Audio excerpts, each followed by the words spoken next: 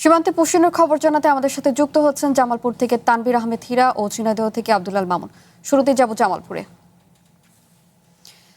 হীরা, সীমান্তে আর কোনো পুশিনের ঘটনা ঘটেছে কিনা, সেই সাথে বিজিবির বর্তমান তৎপরতা কেমন দেখছেন সেখানে?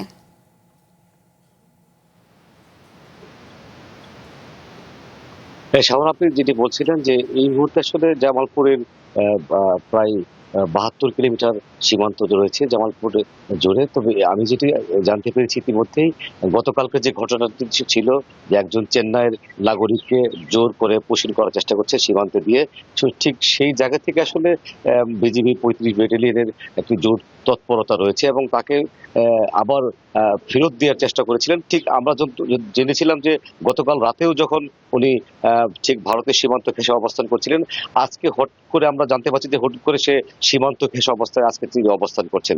তো আসলে এই এই উত্তেজনা আসলে এই তাকে ঘিরে একটি উত্তেজনা তৈরি হচ্ছে পুরো সীমান্ত জুড়ে, এবং বিজেপি ব্যাপকভাবে গোয়েন্দা তৎপরতা এবং তাদের টহল এবং নজরদারি বৃদ্ধি করেছে। বিজেপি বলছে যে যে কোনো কিছুর বিনিময়ে কোনো পুশিন একটি পুশিন বাংলাদেশ সীমান্তে তারা প্রবেশ করতে দিবে না, এবং সেই সাথে আসলে স্থানীয় জনগণ আসলে ব্যাপকভাবে তারা অবস্থান করছেন।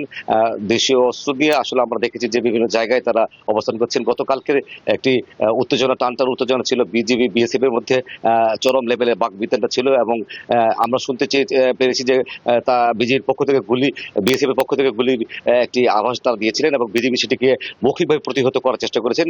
এবং এই ঘটনাকে কেন্দ্র করে আসলে গতকাল থেকে আমরা দেখেছি যে বর্ডারের দুই প্রান্তে উত্তেজনা সাধারণ মানুষের এবং বিজিবি বিএসএফ এর। আজকে যেটি নতুন করে ঘটনা দেখেছি যে ১০৮২ পিলার যে রয়েছেন সীমান্ত ঘেঁষা, সেই তৎসংলগ্ন এলাকা থেকে আসলে সেই গতকালকের যে ব্যক্তিটি ছিল তাকে আবার পুশিন করার একটি অপতৎপরতা রয়েছে বলে আমরা সেটি গোয়েন্দা সূত্রে আমরা জানতে পেরেছি। এছাড়াও আসলে গত পরশুদিন ১৮ জনকে পুশিন করার জন্য বিএসএফ ব্যাপক তৎপরতা করেছেন, এবং বিএসএফ এর যে এই কর্মকাণ্ডকে আসলে বিজিবি খুব কঠিনভাবে ঠান্ডা মাথায় তারা শেষ করেছেন। তো এই ছিল জামালপুরের বর্ডার থেকে আমার সর্বশেষ তথ্য। হীরা, আপনাকে ধন্যবাদ। এবার যাব ঝিনাইদহে।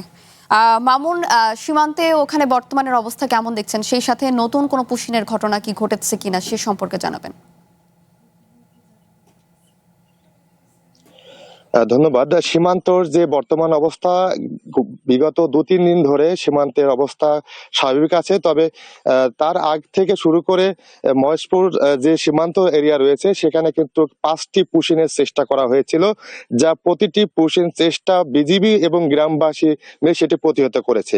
তো আমরা যেটি জানিয়ে রাখি, ঝিনাইদহ মহেশপুর সীমান্ত ৭২ কিলোমিটার যে সীমান্ত রয়েছে ভারতের সাথে, সেখানে ৬২ কিলোমিটার সীমানা কিন্তু ভারতের অভ্যন্তরে কাঁটাতারের বেড়া রয়েছে, এবং বাকি ১০ কিলোমিটার কিন্তু কোনো কাঁটাতারের বেড়া নেই, সেটি সম্পূর্ণ উন্মুক্ত। যার কারণে এই মহেশপুর সীমান্ত দিয়ে কিন্তু পুশিনের একটা ঝুঁকি রয়েছে।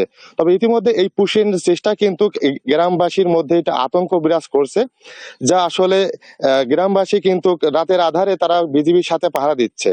আমরা একটু জানিয়ে রাখি, এই মহেশপুর বিজিবি যে এরিয়া রয়েছে বা বর্ডার এরিয়া রয়েছে, সেখানে ১২টি বিওপি রয়েছে। ১২টি বিওপির মধ্যে যাদবপুর বিওপিটা সব থেকে ঝুঁকিপূর্ণ, এবং এই বিওপির সীমান্ত দিয়েই কিন্তু ভারতীয় বিএসএফ বাহিনী পুশিনের চেষ্টা করেছিল।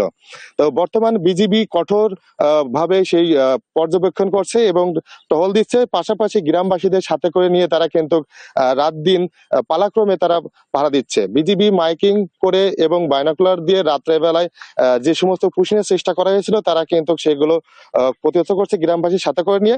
তো গ্রামবাসীদের সাথে আমরা কথা বলে জেনেছি যে বিগত যে কয়েকটি পুশিনের চেষ্টা করা হয়েছে, সেখানে ভারতীয় বিএসএফ বাহিনী তাদের বড় বড় গাড়ি করে লোকগুলো নিয়ে আসে সীমান্তের পাশাপাশি, এবং সীমান্তের কাছাকাছি আসার পর সেখানে পকেট গেট গুলো যে রয়েছে, গেটগুলোর কাছে আসার পর লাইট গুলো বন্ধ করে দেয়, এবং এপারে থাকা বিজিবি এবং গ্রামবাসী সেটা টের পাওয়ার পর যখন তারা বাঁশি এবং মাইকিং করে সতর্ক করে, তখন তারা মাইকিং গাড়িতে করে আবার ফিরে যায়।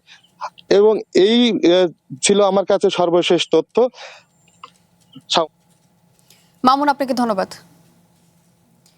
জামালপুর ও ঝিনাইদহ থেকে সীমান্তের সর্বশেষ খবর জানাচ্ছিলেন সহকর্মীরা।